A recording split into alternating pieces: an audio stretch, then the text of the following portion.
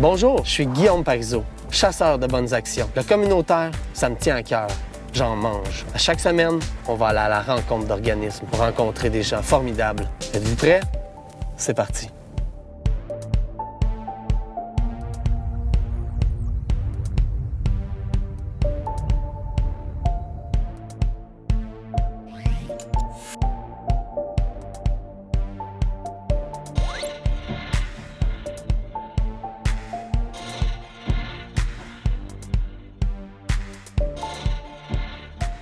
Nous sommes présentement au comptoir alimentaire pour rencontrer Nathalie Belletête, directrice, Janine Parenteau, bénévole. On va apprendre à en connaître plus sur leur mission. Peux-tu nous en parler un peu, s'il te plaît? Oui, bien la mission du comptoir alimentaire de Drummond, c'est de soulager la faim dans la MRC de Drummond. Donc, d'aider les personnes, les familles qui ont temporairement une situation difficile financièrement. Donc, on offre des dépannages alimentaires, ce qu'on appelle la distribution alimentaire. On fait aussi de la récupération alimentaire chez l'ensemble des marchands épiciers, les entreprises alimentaires, et on fait de la transformation alimentaire. Ça fait 3 étapes qui sont cruciales pour redonner, j'imagine. Donc, la récupération, c'est la base des aliments qu'on offre aux bénéficiaires. Il y a le tri des aliments, bien sûr, qui doit être fait avant de l'offrir aux bénéficiaires. Donc, pour aussi éviter le gaspillage alimentaire et donner davantage, on va transformer la nourriture. Donc, on va garder les aliments qu'on trouve quand même adéquats, mais qu'on doit des fois juste enlever un petit bout de carotte ou un petit morceau de la tomate. Donc, on va cuisiner des soupes aux légumes, des potages, des compotes de fruits, toutes sortes de mets préparés, des sauces à spaghetti pour remettre en portion et offrir davantage dans l'aide alimentaire, puis éviter en même temps le gaspillage alimentaire. Tout ce beau travail-là est fait par des gens comme Janine. Oui. Qu'est-ce que tu fais un peu ici? Moi, maintenant, je fais le lavage, comme ils font beaucoup de nourriture, des choses comme ça. Ça prend des serviettes à vaisselle, fait que je m'occupe du lavage en bois. Puis je trie les sacs, je place les sacs tout en pile, que ce soit propre. Dans la cuisine, qu'est-ce qu'on peut faire? Les aliments, qu'est-ce qu'ils ramassent, qu'ils font cuire, puis pour donner tout prêt là, aux bénéficiaires. Exemple, une sauce à spaghetti? Oui, il se fait des soupes. Des recettes. Font cuire du poulet, plein de choses comme ça. Toi, Nathalie, parle-moi de ton rôle de directrice. Mon rôle de directrice, ça fait 10 ans que je suis directrice. Avant, j'étais coordonnatrice des services. Okay. Donc, c'est sûr qu'au niveau de la direction, ce qui est différent, c'est qu'on s'occupe plus de l'administration, de la recherche de financement. Donc, c'est la gestion, là, si on prend une définition de tâche standard, là, gestion des ressources matérielles, ressources humaines et ressources financières. Et on a vu un beau camion flambant neuf en arrière. Ça vous prend un moteur financier. Peux-tu m'expliquer un peu? Beaucoup de recherche de financement. On est peu financé du gouvernement dans le secteur d'activité où on est. Donc, c'est environ 26-27 du budget total qui provient du gouvernement. Le reste, il faut le chercher. Quand on dit moteur financier, c'est des bons Samaritains qui veulent bien nous supporter, qui croient en la mission, puis qui nous offrent soit un partenariat formel ou des dons spontanés à la guignolée ou à la campagne de financement annuel. Ça prend des marchands épiciers qui veulent participer à la récupération alimentaire, des entreprises alimentaires. Donc, c'est vraiment par la recherche de financement, de partenariat qu'on arrive à rendre le service. Je sais que vous aidez énormément de gens. Combien environ? Dépendamment des années puis des situations économiques de la région, c'est entre 3 000 et 4 000 personnes par année. Ça inclut les enfants aussi. Wow! Puis donc, vous c'est avez environ besoin... 1 500 ménages, 1 600 ménages, dépendamment des années. Ouais. Puis vous avez besoin de combien de bénévoles, combien d'employés en tout pour gérer ça? Il y a une centaine de personnes qui ont passé ici dans depuis... l'année, ouais. C'est 40 à 50 personnes différentes par semaine parce que, Janine, tu viens les mardis matin, puis jeudi matin. Donc, elle voit ces gens-là, mais il y en a d'autres, c'est l'après-midi qui sont cédulés. Il y en a, c'est plus au service à la clientèle. Janine est plus en arrière pour nous aider au niveau de la manutention. Donc, c'est ça. Il y a à peu près 40 à 50 bénévoles, si on compte dans tous les secteurs, l'accueil aux bénéficiaires, l'accueil téléphonique. Je pense donc, que toutes les semaines, de 40 toutes les semaines, quarantaine de bénévoles. Il y a aussi des participants sur des mesures d'employabilité. J'ai vu que vous amassiez des dons, si on veut donner généreusement, ou des plats, ou des pots. Oui, comment ça fonctionne? les dons de nourriture sont vraiment les bienvenus à l'année. On prend des choses qui sont des aliments frais, pas des aliments cuisinés à la maison. On ne peut pas se permettre ça, comme on doit avoir un regard sur la conservation des aliments, le respect de la chaîne de froid, tout ça, la salubrité. Donc, on ne peut pas prendre des mets cuisinés à la maison. Mais tout ce que les gens veulent bien nous acheter à l'épicerie, venir nous porter, on le prend à l'année. Bien sûr, la guignolée, c'est notre activité où on va aller chercher le plus d'aliments non périssables pour faire notre réserve à l'année et les paniers de Noël. Donc, vraiment, on commence par faire les paniers de Noël, puis après, le surplus qui reste, ça sert à l'aide alimentaire à l'année. Donc, c'est des dons d'aliments, des dons monétaires à l'année longue. Et on prend les dons de pots de plastique, pots de yogourt avec couvert, pots de vitre, des formats un peu standards là, de confiture, des formats de marmelade, toutes sortes de formats. Nous, ça nous permet de mettre en pot la cuisine qu'on fait ici, la transformation alimentaire. Donc, oui, on transforme pour environ 15 000 livres d'aliments par année, mais il faut les remettre en pot. Donc, c'est une façon pour les gens de récupérer de nouvelles façons là, les pots de vitre au lieu de les envoyer à la récupération. C'est de nous les apporter là, ici au comptoir alimentaire. Janine, avez-vous déjà fait des activités ici? Des soirées, des réunions comme ça, là, je suis toujours présente, par exemple. Soirée là. bénévole, là. Le party des bénévoles, les affaires de main, oui. Une soirée reconnaissance? Oui, ça, là, oui, je suis là. J'aime. Oui, il ne faut pas manquer ça. Nous, on les invite lors de cette semaine-là. On leur remet un certificat de reconnaissance, un certificat hommage à leur implication. Donc, il y a de la danse à cette soirée-là. Il y a de la danse en ligne, des danses populaires. Il y a aussi des tirages de prix. On aime récompenser nos bénévoles. Et l'équipe, chaque année, on a commencé ça il y a peut-être environ 8 ans. On chante une chanson pour nos bénévoles. Donc, toute l'équipe permanente, on prend une chanson connue. Ils font les mots, hein? Oui, bien, on change tous les mots, on les adapte pour la situation des bénévoles du comptoir alimentaire. Donc, on a si on peut dire, là, la track musicale. Là. Donc, et nous, on chante. Là, on est une 8-10 personnes là, à chanter une chanson. Oui, c'est bien. C'est apprécié, ça, des bénévoles? Il y a un buffet, bien sûr. Il y a un beau buffet. Puis, c'est une belle soirée. C'est une belle soirée. On rencontre des personnes, des fois, que ça fait longtemps qu'on n'a pas revues. Est-ce que vous faites des rencontres entre bénévoles? Oui, on en fait beaucoup. Puis même des fois, à l'extérieur, après ça, on les revoit. C'est intéressant. Un sentiment d'appartenance? Oui, ici, c'est important. Pour moi, il faut que je vienne ici. Il n'y a rien qui dérange les mardis puis jeudis. Pourquoi c'est important pour vous? Je ne sais pas. Je fais longtemps que je viens ici, puis il faut que je vienne travailler ici. Je peux rajouter mon coup de cœur. Elle s'occupe, elle a la gentillesse d'aller chez un marchand épicier, d'aller vendre les canettes qui nous sont données ici ou que les gens boivent ici. Donc, ça, c'est une tâche d'aller soit vendre un gros sac ou passer des petites canettes on va dans tout porter les canettes. Oui. Puis elle nous ramène les sous dans une enveloppe là, avec le petit reçu. Puis là, si elle oublie le petit reçu, elle dit « Nathalie, je sais pas mon reçu. » C'est important pour toi que ça soit bien correct. Oui. Fait que ça, c'est apprécié parce que c'est des tâches qui semblent anodines, mais qui demandent du temps, puis il faut que quelqu'un s'en occupe. Ça fait plus de 20 ans que vous faites du bénévolat ici. Est-ce que les besoins sont plus nombreux aujourd'hui? Je dirais que oui, parce que je trouve qu'il y a beaucoup plus de jeunes maintenant qui ont besoin, qui viennent chercher de la nourriture. Avant, c'était peut-être plus des familles. Maintenant, plus des jeunes là, qui ont peut-être pas d'emploi déjà, mais qui ont besoin. Moi, je trouve ça, en tout cas. Vous avez également des kiosques. Peux-tu me donner des détails? Bien, à 2 occasions dans l'année, lors de la campagne de financement annuelle qui est lancée début mai et à la Guignolée. Donc, nos kiosques de vente d'outils promotionnels se déroulent chez les marchands épiciers, parfois au centre de rénovation La Ferté, souvent. Donc, différents endroits comme ça où les bénévoles vont vendre lors de la campagne de financement soit le sac réutilisable, le sac d'épicerie réutilisable, le bloc-notes, qui est vraiment un symbole du comptoir alimentaire, où on retrouve à l'intérieur du bloc-notes parfois les témoignages de gens qui ont eu besoin, la visibilité pour les partenaires. Même le bloc-notes, il y a de l'information sur les services aussi du comptoir. Il y a le stylo aussi qui accompagne le bloc-notes. L'année passée, on avait des beaux tabliers. Il nous en reste encore à vendre cette année avec le nouveau logo du comptoir, fait main par une bénévole de 80 quelques années. Elle nous a fait 100 tabliers. Elle était très, très heureuse de contribuer. Donc ça, c'est la campagne de financement. C'est un volet de la campagne de financement. Et ensuite, à la Guignolée, on vend la loto Guignolée. On a des kiosques de vente pour notre tirage de loto Guignolée.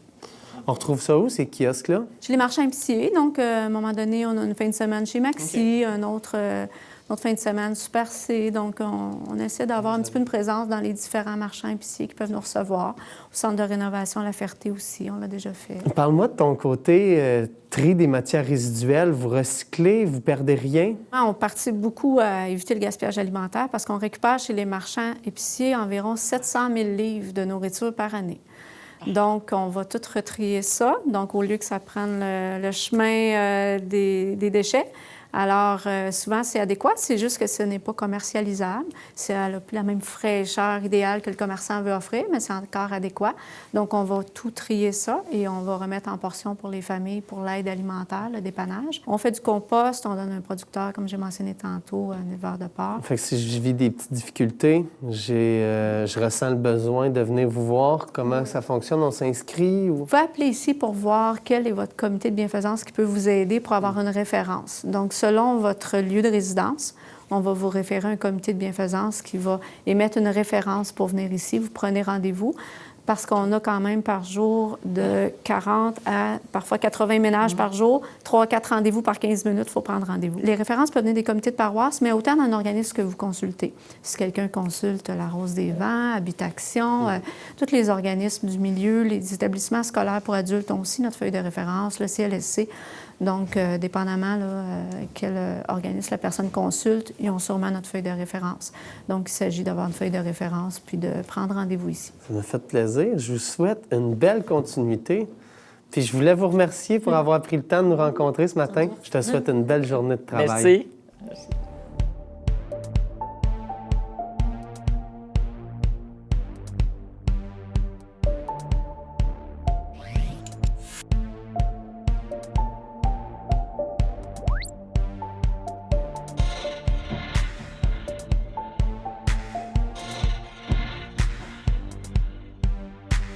Nous sommes maintenant rendus au Centre communautaire récréatif Saint-Jean-Baptiste avec le secteur de la petite enfance. Nous sommes dans la librairie. Oui. Avec Geneviève Gilbert, coordonnatrice, et Sonia, une bénévole. Merci, oui. Je veux en savoir plus sur la librairie. La librairie, ça a été un projet qui a été créé avec des bénévoles utilisant nos services pour la halte garderie ou la prématernelle, la Pomme d'Api. Et on avait fait un comité pour améliorer nos services. Et de là, j'ai reçu une demande de subvention de la TREC. On l'a proposé le projet aux bénévoles. Et par la suite, ça s'est enclenché. On a eu Sonia qui nous a aidés à mettre en place ce projet-là, qui est une bibliothèque dédiée aux enfants qui fréquentent notre centre communautaire. On peut emprunter beaucoup de livres. Et puis, Par rapport à la librairie, comment l'idée vous est venue? En fait, on a reçu une demande de subvention de la TREC. Puis la TREC proposait un montant de 18 000 $ pour mettre en place un projet qui contribue à l'éveil à la lecture des tout-petits. Alors, moi, avec mon comité de bénévoles, je leur ai proposé. J'ai dit, est-ce que vous pensez qu'on pourrait le mettre en place? Et aussitôt, on a des bénévoles qui se sont mobilisés pour créer un endroit tout douillet pour les enfants du centre communautaire Saint-Jean-Baptiste. Sonia, par où ça a commencé pour se mettre en place? Bien, c'est sûr que nous étions quelques parents là, à l'époque. Moi, mes enfants ont fréquenté ici les services de la petite enfance. Puis, Geneviève avait vérifié auprès de certains parents qu'est-ce qu'on s'attendait, est-ce qu'on avait envie de participer dans certains projets. Moi, du coup, ça m'a intéressée. J'avais envie de m'impliquer dans ma communauté. Sauf qu'au moment où elle a proposé le projet de la CETREC, moi, j'ai embarqué, oui, tout de suite, immédiatement. Je me suis dit, ah, ça, ce projet-là, il faut que ça fonctionne. Pourquoi donc? Bien, parce que c'est l'éveil à la lecture. L'éveil à la lecture, on le sait, on n'en parle pas suffisamment. Ça fait une grosse différence dans le cheminement scolaire des enfants, dans leur compréhension du monde. Donc, je savais que si on avait plus de livres, on avait plus d'enfants qui seraient exposés aux auteurs d'ici. Je crois beaucoup aussi au pouvoir du livre, là, comme pasteur culturel, donc à connaître qui sont les auteurs, qui sont les illustrateurs, leur permettre une meilleure compréhension du monde, enfin. Faire le projet, ça nous a demandé beaucoup d'heures pour trouver les idées, pour sonder un peu les livres qu'on aimerait avoir dans notre librairie, parce que la demande de subvention, elle doit être un projet qui est prêt à mettre en place là, à partir du moment que c'est accepté. Donc, Sonia et moi, on s'est tenus bras dessous pour justement là, créer un peu là, qu'est-ce qu'on aimerait. Au départ, ce local-là n'était pas dédié pour la bibliothèque. C'était un dépôt d'entreposage pour nos jouets. Et puis, notre directeur général a gentiment accepté que tous ces livres, si on avait la subvention, on avait quand même 1000 livres à mettre à quelque part. Donc, on a décidé de changer le dépôt en magnifique bibliothèque que les enfants peuvent emprunter un livre, l'apporter à la maison et le reporter la dernière journée de fréquentation de la semaine. Depuis quand existe le projet? Depuis septembre 2017 qu'on a mis en place la subvention. Ça a été accepté en janvier 2018 et depuis avril 2018 que la bibliothèque a été mise en place là, pour le centre. Donc, on a eu des bénévoles attitrés les mardis, mercredis soirs, que c'était les parents qui venaient chercher le livre avec les enfants. Et l'été, on a eu une jeune bénévole qui a été justement nominée à l'Hommage Bénévolat Québec. Elle a reçu un prix pour son implication parce que tout l'été était là à chaque mercredi pour permettre aux enfants d'emprunter les livres. Et puis, depuis septembre, elle a recommencé l'école. C'est toutes les éducatrices qui viennent avec les enfants de leur groupe emprunter des livres et puis qui font la gestion des prêts, là. Les réparations de livres, les petites choses qu'on a mis en place. Fait que si on récapitule, oui, il y a du prêt de livres, mais quels autres services il peut y avoir ici? Bien, la halte de garderie, on répond à différents besoins, souvent avec les organismes communautaires, des besoins de répit parental, des fois les milieux familiales qui ferment, donc, les enfants n'ont pas nécessairement de service. On n'a pas de contrat avec nos enfants qui fréquentent la halte garderie. Donc, à partir du moment qu'un CPE les appelle ou qu'une garderie en milieu familial a des places, les enfants ils peuvent partir vers ces milieux-là. Ce qui est fantastique avec le projet de les librairies, c'est que c'est des cohortes différentes d'enfants. Donc, à chaque fois, il y a des enfants qui quittent.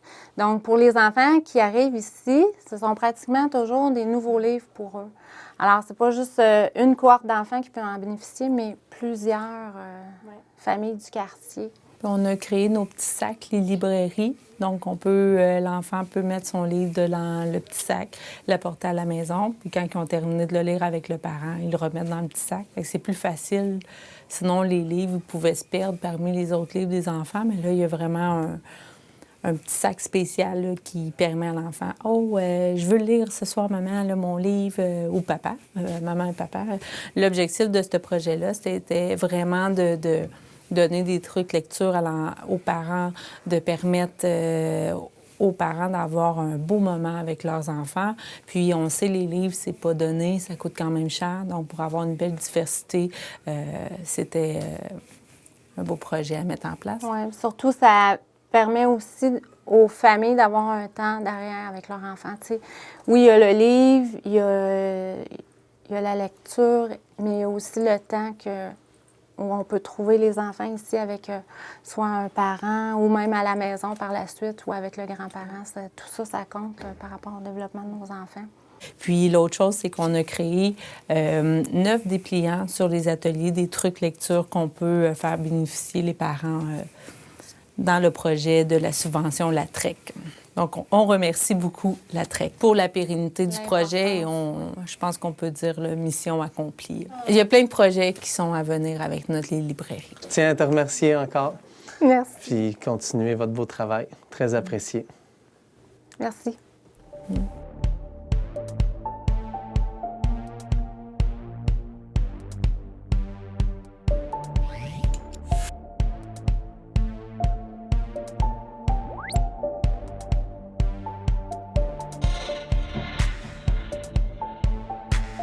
La chasse aux bonnes actions nous transporte à l'envolée des mers pour rencontrer Jacinthe Guilbeault, intervenante, Chantal Charret, coordonnatrice. Qu'est-ce qu'on peut savoir pour connaître mieux l'envolée des mers? C'est un lieu d'hébergement. C'est un lieu d'hébergement communautaire qui s'adresse à des femmes monoparentales de moins de 30 ans et qui ont un projet de vie. Essentiellement, c'est ça à la base. Ton rôle? Moi, je suis coordonnatrice, donc je m'occupe de la gestion. C'est un 18 logements à prix modique. Donc, il y a une gestion à faire d'un immeuble comme celui-là, mais il y a aussi à coordonner les services, le financement, la location, mais il y a aussi des services directs qui sont adressés aux femmes monoparentales et aux enfants aussi. Services qui sont aussi donnés par Jacinthe. Moi, je suis intervenante. En fait, mon rôle, c'est d'accompagner ces mères-là dans leur parcours, leur projet de vie, essayer d'éliminer le plus possible les obstacles à la réussite de leur projet de vie. Donc, je vais assurer un suivi minimum une fois par mois pour savoir, bon, comment ça va, s'il y a des besoins particuliers, s'il y a des problèmes, si elles ont rencontré des obstacles. Je vais m'assurer que leur projet de vie soit réaliste et réalisable. Pour ça, on travaille avec des partenaires qui vont offrir un soutien aussi à ces mères-là. Donc, le soutien, ça peut être au niveau académique, comme par exemple des mères qui vont faire un retour aux études. Ils peuvent avoir des difficultés d'apprentissage, peuvent avoir des difficultés au niveau économique, peuvent avoir des difficultés au niveau personnel aussi, besoin de suivi. Ça fait on établit un plan d'action, un plan d'intervention avec ces partenaires-là pour que chacun de leurs besoins soit répondu au maximum. Quand on parle de projet de vie, là, on parle de retour à l'école ou retour sur le marché professionnel. C'est essentiellement ça. Donc, ça s'adresse à des jeunes femmes qui, dans leur parcours de vie, ont eu un enfant parfois assez jeune, d'autres fois dans la vingtaine, et qui ont besoin d'une période. On leur offre jusqu'à 5 années. Donc, c'est un logement transitoire. Et un 5 années où ils auront ce soutien-là, puis un environnement idéal aussi pour réussir leur projet de vie. Essentiellement, pour la plupart, c'est souvent un retour à l'école. Souvent, ils n'ont, malheureusement, pour différentes raisons, pas terminé leurs études secondaires ou elles ont dû interrompre leurs études collégiales ou ont d'autres projets qui leur permettent, ce 5 ans-là va leur permettre de réaliser ça. Souvent, les partenaires dont Jacinthe parle, c'est souvent le milieu de l'éducation ou certains organismes d'employabilité, ici à Drummondville, Partance, entre autres, pour les femmes, Carrefour Jeunesse Emploi pour les jeunes, et différents partenaires là, du milieu de l'éducation, tant du privé que du public. Là. Qu'est-ce qu'il y a d'autre comme service? Il y a une vie communautaire. Hein? Il y a un avantage à regrouper 18 femmes et enfants qui vivent des réalités semblables. Alors, ici, on est dans la salle communautaire. Donc, contrairement à d'autres blocs appartements, tu as 18 logements, puis tu as un corridor, puis des boîtes aux lettres. Ici, tu as entre autres cette salle communautaire-là, qui est utilisée par les femmes. Elles n'ont pas toujours besoin qu'on soit présente, de façon très conviviale parfois. Vous voyez, il y a un espace de jeu aussi, donc les enfants peuvent s'y retrouver. Il y a un espace extérieur qui est extrêmement agréable aussi pour les mères. Il y a un centre de la petite enfance qui est voisin. Donc, il y a les commodités aussi pour faire en sorte que les femmes puissent plus facilement réaliser leurs projets. Mais cette vie communautaire-là, elle est un incontournable. Et on demande à ce que les femmes s'impliquent dans la vie communautaire. Ça leur permet aussi de développer des nouvelles habiletés. On n'a pas tous cette occasion-là d'expérimenter le bon voisinage, l'entraide, la solidarité. Et ça aussi, souvent, entre elles s'entraident beaucoup aussi. Beaucoup de compréhension, d'empathie par rapport à ce qu'elles vivent. Le petit est malade, va donner des trucs, font de la bouffe ensemble, etc. Fait que ça, c'est précieux aussi, cette vie communautaire-là. La particularité aussi, c'est que c'est pas un lieu, ce sont des logements. Chacune a un minimum, un 4,5. Donc, il y a 16 4,5 dans la bâtisse et 2 5,5.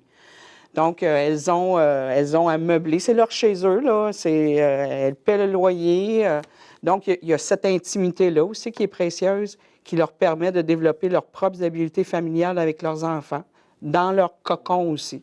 Fait que c'est un mix des deux. C'est ça qui est très précieux, je trouve, comme milieu. En fait, quand elles arrivent ici, ils ont parfois besoin de développer certaines compétences, certaines habiletés, soit au niveau parental, au niveau économique, au niveau personnel aussi. Ça fait que leur passage à l'envolée, nous, ce qu'on souhaite, c'est que quand elles sortent d'ici, elles aient développé l'autonomie dans tous ces volets-là.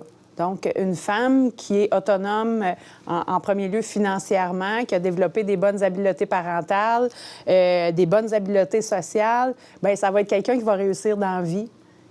Et automatiquement, les enfants vont en bénéficier aussi. Hein? C'est des enfants qui vont avoir un parcours peut-être plus facile, puis un développement aussi qui va être avantagé par leur passage à l'envolée. C'est notre désir. On y travaille.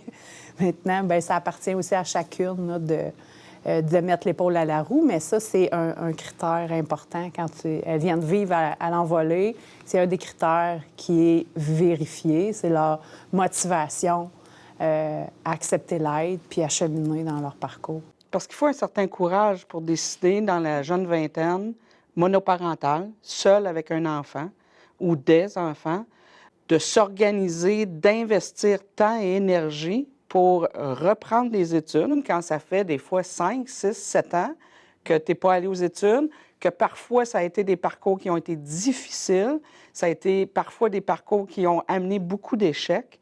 Donc, ce qu'on fait ici, c'est d'amener le plus de conditions de réussite possible pour que ces échecs-là deviennent des réussites. Qu'est-ce qu'on peut souhaiter à l'envolée pour un meilleur avenir? Bien, qu'il y ait un financement continu, que ça on dit pérennité, hein? Oui.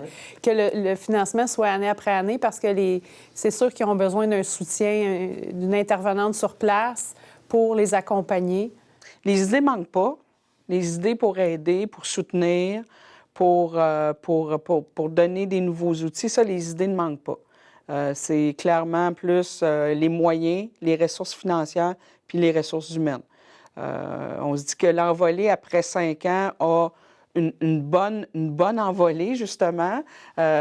Puis on souhaite là, que pour les 5 prochaines années, on puisse davantage concrétiser ce qu'on a mis en place. Bien, je tiens à vous remercier. Vous souhaiter une belle continuité. Je vous remercie d'avoir pris le temps avec moi. Merci à toi. Merci. Merci beaucoup.